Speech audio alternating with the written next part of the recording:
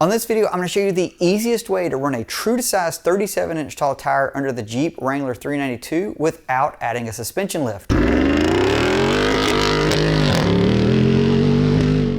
All 392 Wranglers come outfitted from the factory with a 2-inch suspension lift. While there were some different shock options for those opting for the Extreme Recon kit when that was still available, all of the coil springs have been the same since the first 392 rolled out in 2021. So what do you need to run a 37? Well, you just need a taller set of bump stops to go on the rear axle. Now your bump stops are designed to limit your suspension up travel.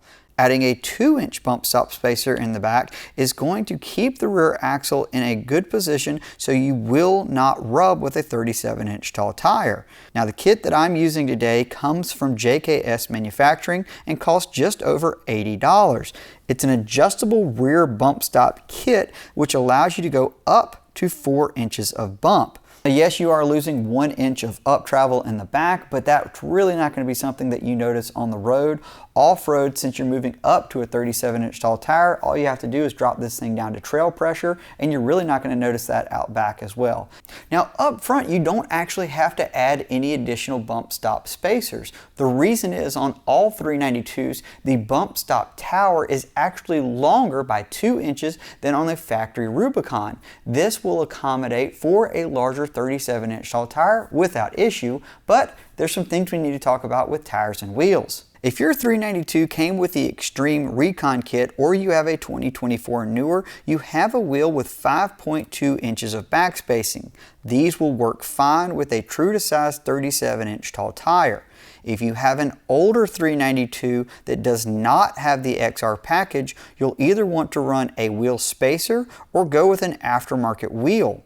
The wheels you see here are a 17 by 8.5 AEV Pentler wheel, and they have 5.77 inches of back spacing. These are paired with a 37 by 1250 R17 Nitto Trail Grappler, which definitely runs on the more true to size end of the spectrum. Now I have actually tested this setup under my Sarge Green 2021 392 and found that they cycle fantastic and keep the scrub radius close to stock, which makes the steering feel easier off-road compared to a wheel with less back spacing. The only drawback of this high numerical back spacing in tall tire is that I did find they occasionally rubbed the lower front factory skid plate. Not enough that I wouldn't recommend this setup, but enough to mention it for sure. So here it is with the 2-inch bump in it and got plenty of room. It definitely looks like it's tight, but you can move the fender a little bit. I mean, if it's kissing on the inside, it's not by much. It looks like that's all you really needed. And now, just to get an idea how much this thing is tucked in here, so the front tire is literally off of the ground, as you can see. So we're about as twisted up as you can be for that. Now the bump is completely collapsed. Kind of hard to see there, but there you go. And we got plenty of room. It's tight, but not really rubbing anywhere. So now it is worth talking about highway drivability, and I know you're probably seeing a lot of clips of a green Jeep and not this blue Jeep, and that's because I've just got more testing on my 2021 392 than I do on this 2023 392 that actually belongs to my dad. So the real thing to note here is both this Jeep and the other one has 456 differential gears, and I will tell you, moving to the 37 definitely calms down the RPMs on the highway. The fuel economy still sucks no matter if you're running a 35, a 37, or even a 38, which I have tested. It doesn't really get much better. I'm averaging typically around 13.5 miles per gallon. The only time I've ever seen really the fuel economy get much better is whenever this Jeep was running a 37 by 1250 Recon Grappler. These ended up being my old tires and wheels, and I think once he saw the blue on black, it was like, yeah, let's keep that combo. I do want to talk about back spacing one more time because I think it's really important. I don't want to skimp over it for those that are trying to do this sort of 37 no lift, if you will, combo.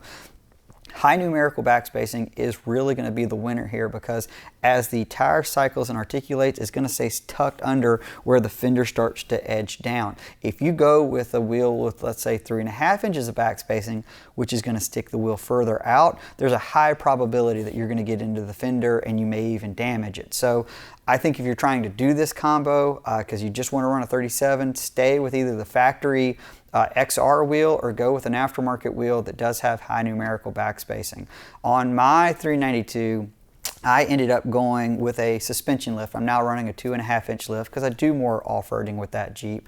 And I'm still on a 37, but I've got a 4 3/4 inch beadlock from KMC on that.